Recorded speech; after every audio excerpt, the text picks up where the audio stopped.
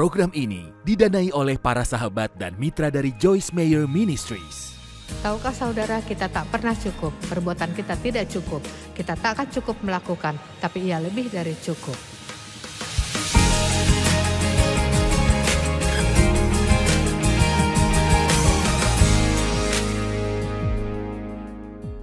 Mazmur 86 ayat 2 Daud berkata, dan saya menulis di sebelahnya, bagus sekali. Peliharalah nyawaku sebab aku orang yang kau kasihi. Nah, ini orang yang telah membunuh dan berzinah. Katanya aku kau kasihi. Maksudku ini, ayolah wah, tunggu sebentar. Tahukah saudara ini membuktikan apa untukku? Ia memahami kuasa pengampunan dosa. Ia memahami kuasa karya Allah baginya. Dan wah, ia melepaskan. Dan ada beberapa orang di sini sekarang dan yang menonton TV, saudara perlu lepaskan beberapa hal. Saudara perlu tinggalkan orang banyak dan melepaskan banyak hal di belakang. Ayo, khotbahku bagus.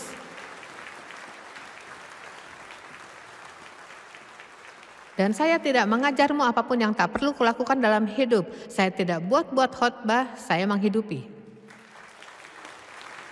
Dan saya tahu firman bekerja. Saya tahu karena telah melihatnya bekerja di hidupku.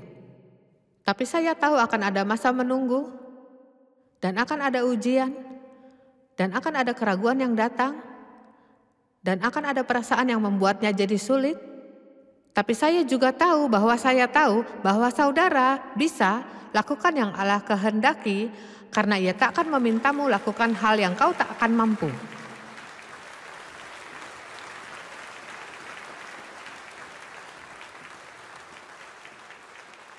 Peliharalah nyawaku sebab aku orang yang kau kasihi. Selamatkanlah hambamu yang percaya kepadamu, bersandar dan percaya padamu, mengakui segalanya dan percaya memandang padamu tanpa takut dan ragu. Beberapa ketakutan yang kita hadapi, saudara akan suka. Beberapa mungkin hal-hal yang tak terpikirkan. Salah satu ketakutan yang kita hadapi adalah takut tidak mendapat yang kita inginkan. Ayo, pikirkan hal ini. Mungkin seorang berpikir, kau tahu, kalau lajang dan berpikir, ya saya ingin menikah. Dan rasanya tak akan bahagia jika tidak. Ya, lalu ada orang lain yang menikah dan berpikir, saya tak akan bahagia.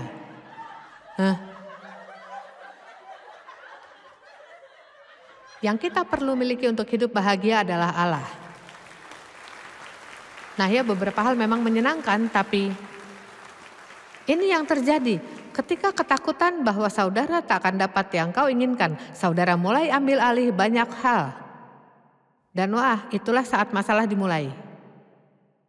Oh, saya memutari gunung yang sama bertahun-tahun. Saya keras kepala, mandiri, dan penuh tekad.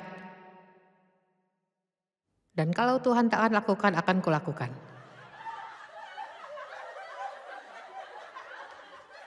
Oh, saya sungguh frustrasi.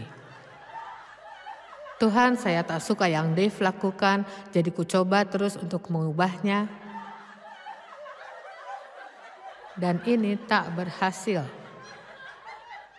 Anak laki-lakiku persis seperti diriku, dan saya tak sukai dia. Dan ayo tertawalah, pasti ada anak yang tak saudara suka.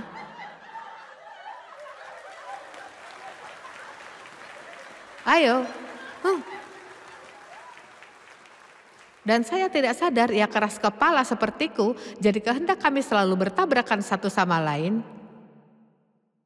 Namun kini ia memimpin program misi dunia kami, dan setiap program misi selesai, ia merapikannya dengan cara dan metodenya sendiri. Ayo, jangan mudah singkirkan anakmu.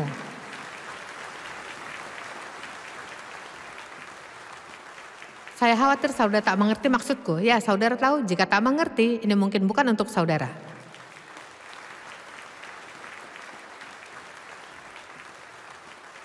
Maksudku, jika Allah tak bisa berikan padamu, saudara tentu tak mendapatnya. Ayo, Abraham dan Sarah mencobanya. Mereka lelah menunggu janji Allah, jadi mereka punya ide menarik. Saya bagus buat ide menarik. Kata Sarah, saya tahu kita lakukan apa, akan kuberikan engkau budak wanitaku Hagar untuk jadi istri keduamu. Nah, betapa bodohnya ini. Tak ada yang memberi suaminya ke wanita lain. Dan tentu saat ia hamil, dia lalu memberontak. Lalu Sarah menyalahkan Abraham. Oh, memang ada cerita lucu di Alkitab.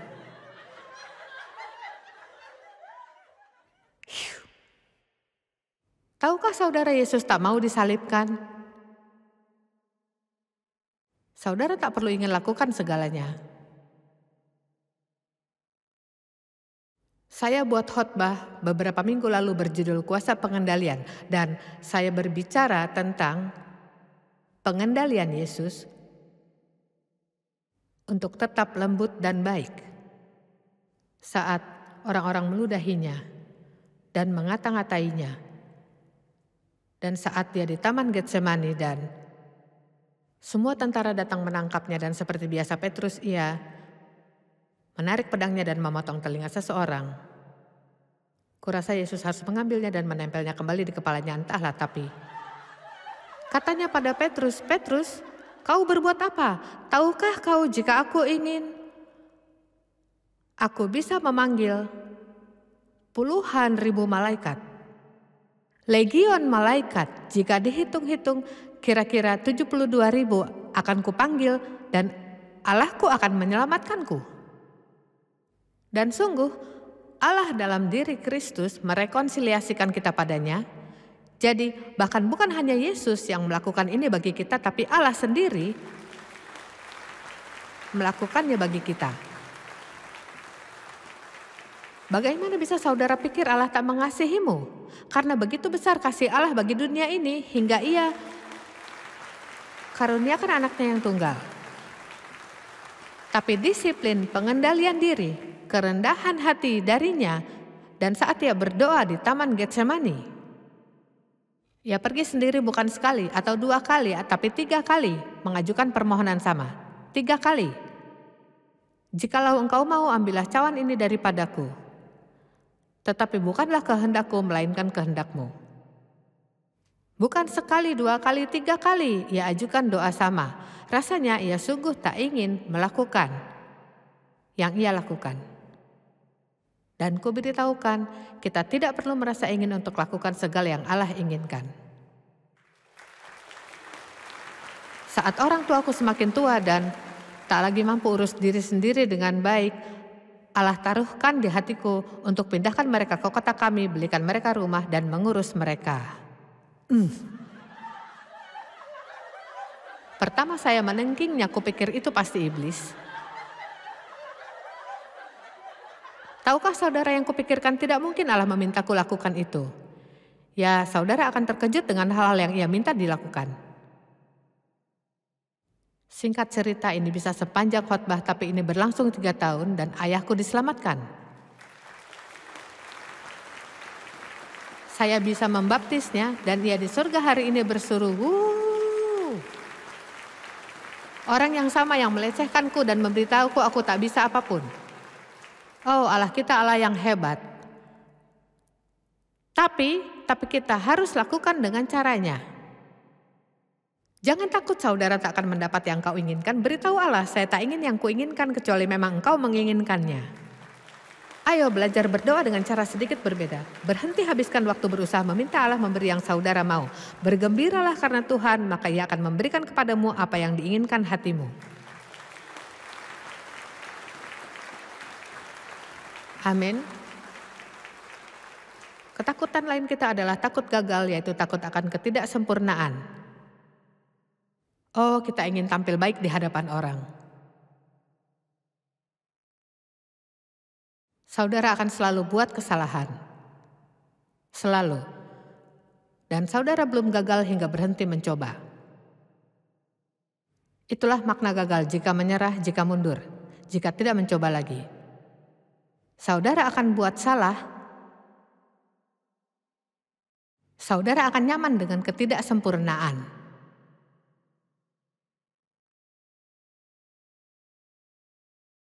Ini mungkin terdengar aneh bagimu, tapi ku ingat bertahun-tahun lalu Allah katakan padaku, aku memberimu izin untuk lakukan kesalahan.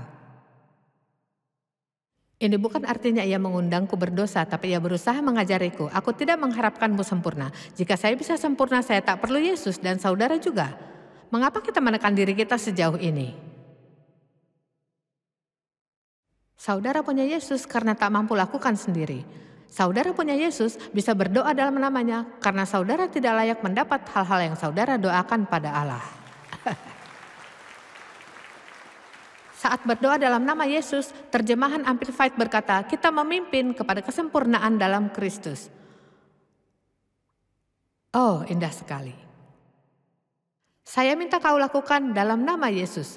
Nah, jika dalam Alkitab ini jelas kehendak Allah, saudara tak perlu katakan jika engkau berkenan, tapi jika tidak jelas, Tuhan saya ingin menikahi dia.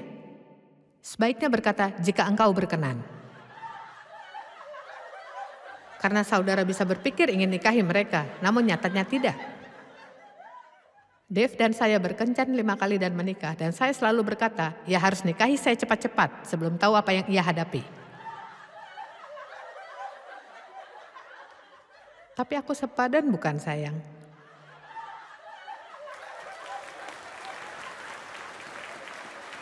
Ia tak bisa berbicara ke atas.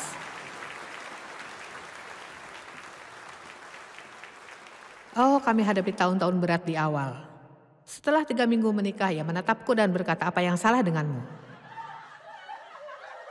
Ya, kupikir semua orang punya masalah. Kupikir jika semua orang mau lakukan yang kuinginkan, segalanya baik-baik saja. Itu sebabnya lucu sekali Allah memanggilku berkhotbah.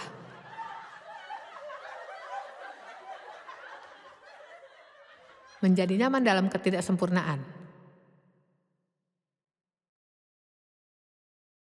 Hanya ada 1 dari 12 murid yang keluar dari perahu. Yang 11 ketakutan. Petrus akhirnya mulai tenggelam, tapi paling tidak ia mencoba. Paling tidak ia mencoba. Kukatakan lagi, bagi Allah lebih baik saudara coba dan gagal daripada tidak mencoba. Saudara dengar, bagi Allah lebih baik saudara coba dan gagal daripada tidak mencoba. Tapi kita khawatir, kita akan gagal dan orang akan berpikir buruk. Yang membuat kita makin ketakutan manusia. Tuhan kasihanilah, saudara tak akan tinggalkan orang banyak saat takut pada mereka. Margaret Thatcher berkata, jika kau jalani hidup untuk disenangi, kau akan selalu siap untuk berkompromi setiap saat dan tak akan mencapai apapun. Akan kukatakan lagi, jika tujuan hidupmu adalah disenangi, maka saudara akan selalu siap untuk berkompromi setiap saat. Karena itulah satu-satunya cara agar semua menyukaimu. Jika saudara rela mengkompromikan nilai-nilai moralmu dan turun ke tingkatan mereka.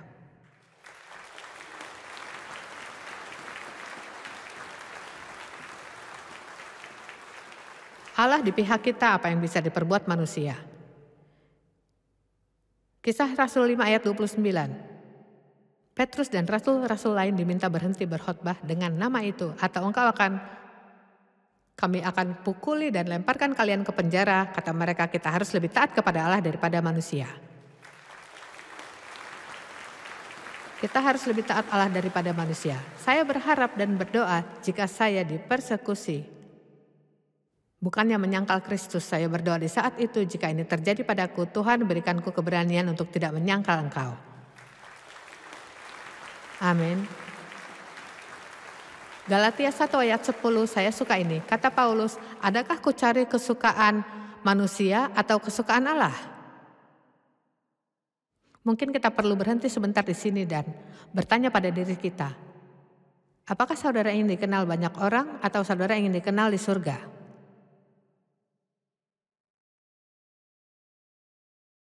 Apakah saya ingin menyenangkan Allah atau manusia? Nah, dengarkan kata Paulus, sekiranya aku masih mau mencoba berkenan kepada manusia, maka aku bukanlah hamba Kristus. Jadi apa yang dikatakannya? Jika saya menyenangkan manusia, saya tak akan penuhi tujuan hidup. Saudara harus siap jika tidak semua orang menyukaimu. Statistik memberitahu kita bahwa apapun yang kita lakukan, 10% orang tak akan menyukaimu. Saudara harus punya sikap, jika kau tak menyukaiku, kaulah yang kehilangan.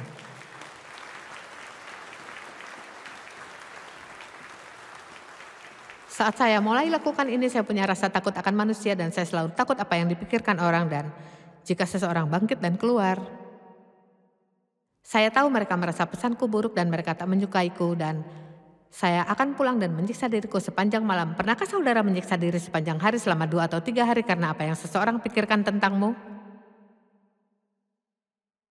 Saya punya pengalaman yang membuka mata. Seorang gadis datang satu malam dan dia duduk di baris kedua ini dan saya berkhotbah selama 5 menit dan dia berdiri lalu keluar. Saya kesal sekali sepanjang malam itu. Dan keesokan harinya seseorang mendatangiku berkata, "Oh, temanku ini memberitahu bahwa ia meminta maaf karena harus keluar semalam, karena harus bekerja. Tapi ia sungguh menyukaimu. Dan ini sepadan dengan perjalanannya menyetir jauh hanya untuk mendengarmu selama 5 menit."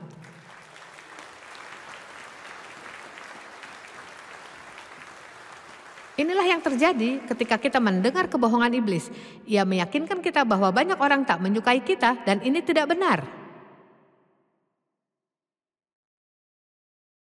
Yohanes 12 ayat 42-43. Namun banyak juga di antara pemimpin yang percaya kepadanya, tetapi oleh karena orang-orang Farisi mereka tidak mengakuinya supaya mereka jangan dikucilkan. Entah berapa banyak saudara mungkin karena ketakutan dikucilkan dari gerejamu, saudara jadi mundur dari semangat kekristenanmu. Mungkin saudara memutuskan untuk saleh-saleh saja seperti semua orang. Tidak terlalu konyol. Saat saya dibaptis Roh Kudus, saya diminta meninggalkan gereja. Mereka minta saya untuk diam atau keluar. Dan diam bukanlah pilihan bagiku di saat itu. Nah, saya akui semua yang saya lakukan tidak selalu cerdas, tapi hatiku benar. Dan Allah tahu itu. Kita semua punya banyak hal yang perlu dikoreksi dalam hidup dan Allah akan menggapainya. Tapi jika hatimu benar, jika saudara mengasihi Allah, kasihi dia, beritahu dia 100 kali sehari aku mengasihimu.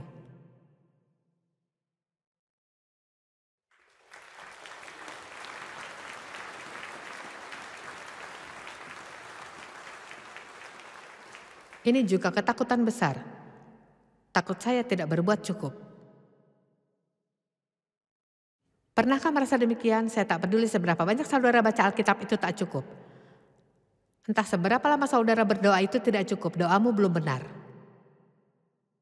Entah berapa banyak kepanitiaan yang diikuti atau apapun yang dilakukan, itu belum cukup.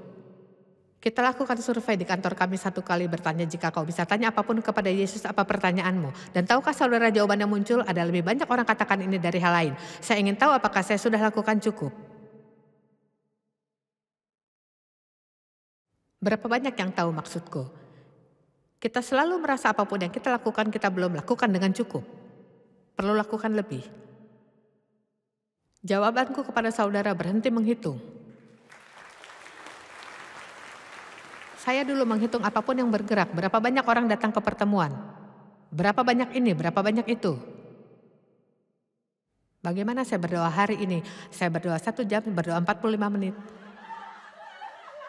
Ada seorang pendoa syafaat hebat datang ke gereja kami 1 kali dan wah, saat ia bicara ada kuasa. Dan ia bicara tentang bagaimana ia bangun setiap pagi jam 5 dan berdoa sampai jam 9. Ia berdoa 4 jam sehari. Kupikir, nah inilah jawabannya.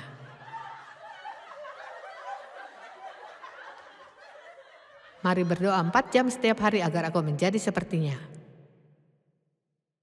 Jadi saya, si bodoh ini, mengumumkan pada keluargaku, setiap pagi saya akan berdoa selama 4 jam. Akan kukunci pintu kamar ini, jangan mengetuk pintu, jangan ganggu aku.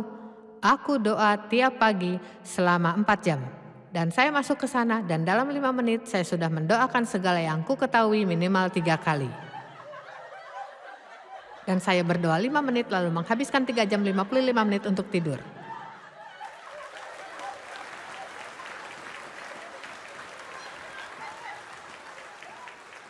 Saudara tak akan lakukan sesuatu hanya karena orang lain melakukannya. Bahkan jika saudara lakukan, ini bukanlah yang membuatmu punya kuasa. Hal yang memberikanmu kuasa adalah melakukan yang Allah kehendaki, bukan apa yang Ia ingin orang lain lakukan.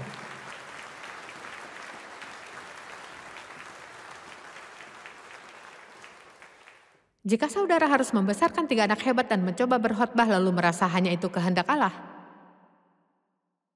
jangan pernah berkata saya hanya ibu rumah tangga. Itu pekerjaan berat. Diam di rumah dan tidak berbicara pada siapapun kecuali anak usia 2 dan 3 tahun, itu bisa membuatmu terganggu.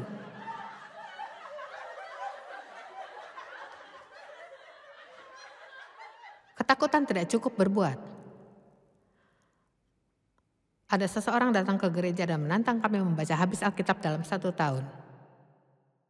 Gembalaku berpikir ini ide yang baik, jadi dibagikanlah kalender ini dan instruksi bagaimana membaca Alkitab selama setahun.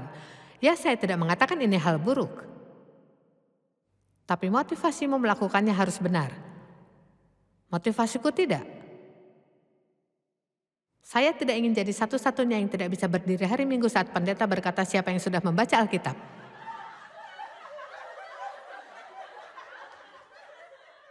Jadi ku tempel kalender itu di kulkasku. Karena saya ingin orang yang datang ke rumah melihatnya dan menanyakan padaku tentang itu.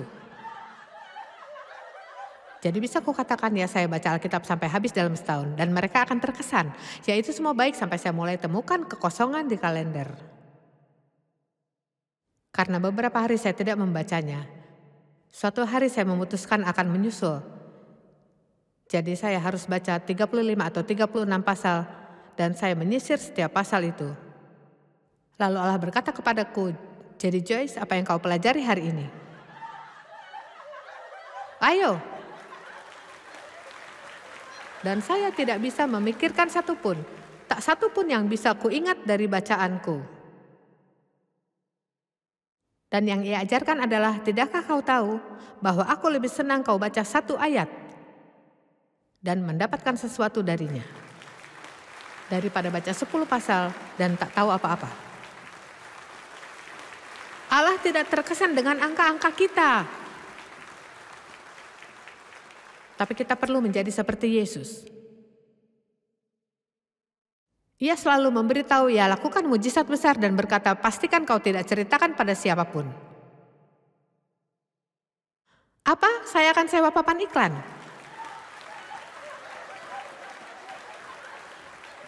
Daud menghitung Israel 1 kali untuk melihat apakah ia punya cukup tentara yang pikirnya bisa mengalahkan tentara musuhnya. Dan Allah sungguh marah dan Ia lepaskan kutukan. Ia tak ingin kita hitung segalanya untuk melihat apakah kita pikir dia cukup baik. Kita tak pernah cukup, kita tak pernah lakukan cukup, kita tak akan pernah lakukan cukup, tapi Ia lebih dari cukup. Ayo. Kuharap seseorang merasa lebih baik hari ini. Dan ada begitu banyak ketakutan lain, takut kekurangan. Saya tak akan pernah berkecukupan, Allah tak akan mengurus hidupku. Ibrani 13 ayat 5 dan 6, terjemahan Amplified berkata, janganlah kamu menjadi hamba uang, dan cukupkanlah dirimu dengan apa yang ada padamu. Ini luar biasa bukan? Karena Allah telah berfirman, aku tidak akan membiarkan dan tidak akan meninggalkan engkau. Maka dengan yakin kita berkata, Tuhan ada di pihakku. Tuhan adalah penolongku, aku tidak akan takut. Aku tidak akan takut.